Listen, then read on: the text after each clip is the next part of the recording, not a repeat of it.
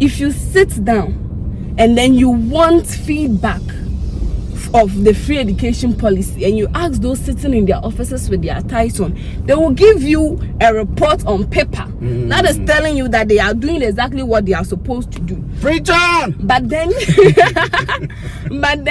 if you actually want actual feedback, you have to come down to those of us experiencing the thing. They should stop politicizing everything. Welcome to High Schools Africa. But I'm asking, should I post your result online? You see, there are things that are a necessity. This is not one. This is not one. It's not necessary. Why is it not necessary? If I post my result, it doesn't change anything in the economy. It doesn't bring anything different. It is just my results. It is out. And they want to use it to authenticate, to validate. No, Charlie. They want to use it to validate this one. No. Listen, you see, during an exam, a lot of things happen. So the results cannot reflect what actually the person intended to happen. Amazing. Yeah, you never know what happened during an exam. Amazing. Yeah. Amazing. Aspiring high like stars, we shoot from base, our aims we free, and let's prepare our future task. Our future task reply. In the service of our God, in the service of our God, in the service of our God and our country.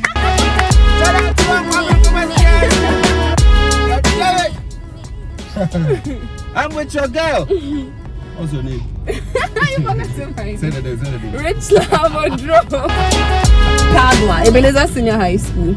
And then you had last year September. Yeah, you had an interview with some girls, and then one particular girl was sharing her opinions about the free education policy. Emanuela. Her name is Emanuela. No, that's not Emanuela. Okay, Emanuela. They are two. I spoke to two girls. Emanuela and then the other guy is now.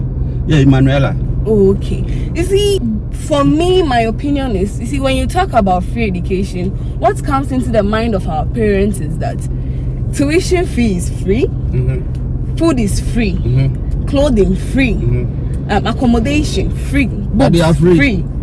You see, that is what they brought out. That is what they sold to the general public. At the start of it all, everything was free, everything was good, everything was nice and perfect. I see. But then when we got there, things were a bit different and difficult. I experienced free education. How do you prove that? You see, there were times in regards to feeding, dining, free food. There were times we take porridge in the morning, porridge in the afternoon, porridge in the evening. No sugar, no bread, no milk, no nothing. You come to the dining hall with your sugar. It was very difficult. But you go to school, parents give you money for some of these things. When they happen, then you can take care of it all by yourself. You see, that is what some people think. See, the parents have the idea that the school is feeding you. So even if they are giving you money, it is a very meager amount, a very small amount of money, which do not cover up to half the money you need for food. I see. So we were dependent on the dime, and then the food was also not flowing. You see, I didn't understand. I thought the school authorities were probably keeping some of the money to themselves, or like in some cases people say the matrons are selling the food and keeping the money. And you think it's not true? Oh, it is not true. In some cases I do hear, I think it's true, but it was not true in what I understand. The government is supposed to give the authorities money. The money is in two. You have the money for perishables and money for recurring. What is that? Money for perishables is the money they use to buy the food stuff like tomatoes, sugar, rice, and things for making food. And then money for perishables are the money they use to renovate the school, pay for damages, and stuff like that. But then, are you aware the cash was not flowing? How did you know? I asked my headmaster. I was blaming him. I thought he was keeping the money and then selling the food stuff as so. I asked a lot of questions. The money was not coming. And if the money is not coming, and then we are supposed to repair broken furniture and at the same time feed students, and the only money you are bringing is money for perishables, and then the students don't have desks to sit on, we have to use the same money for perishables, for fixing furniture, for fixing broken lab apparatus, and a whole lot of other stuff. So the money was not sufficient. So there was a zero inflow of cash at some point. You see, that is the problem. You guys go through. That is the problem. The policy is a very nice policy. I am not saying this so that they cancel the policy. I am not saying this so that they ban free education or anything. But then I am saying this so that the new administration that is coming will sit down and then restructure everything. This is a serious feedback. Because if there is a flow of cash, then everything can be solved.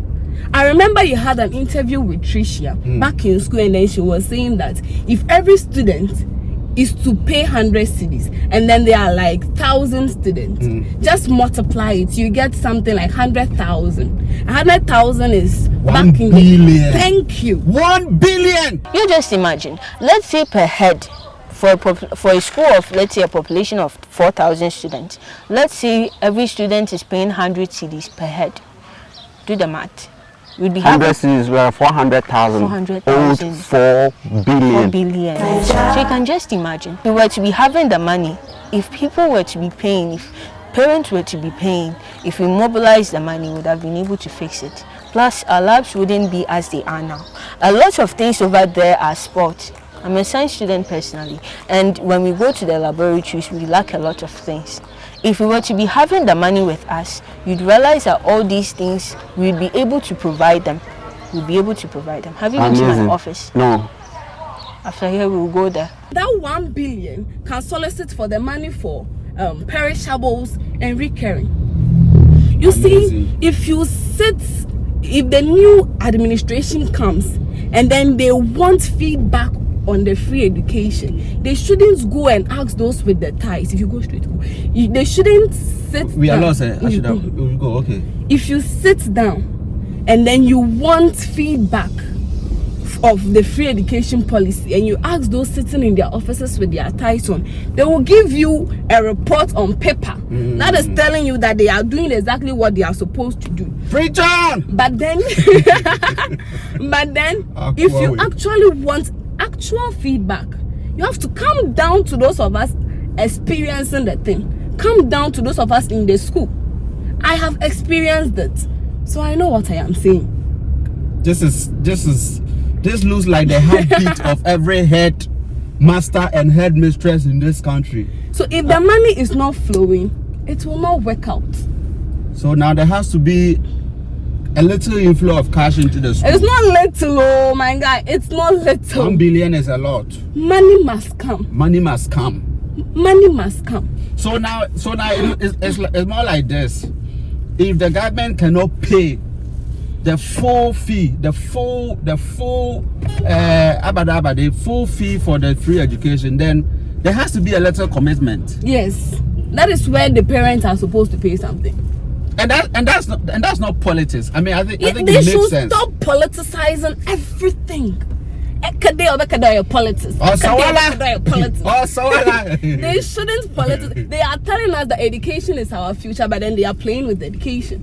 If they don't restructure everything, if they don't sit down and make amends to it, they will sit back in some years to come, and then they'll be like, wow, the educate by that time the system would have been broken. Why are you showing you? Traffic section. Richlove Oduro, keep quiet.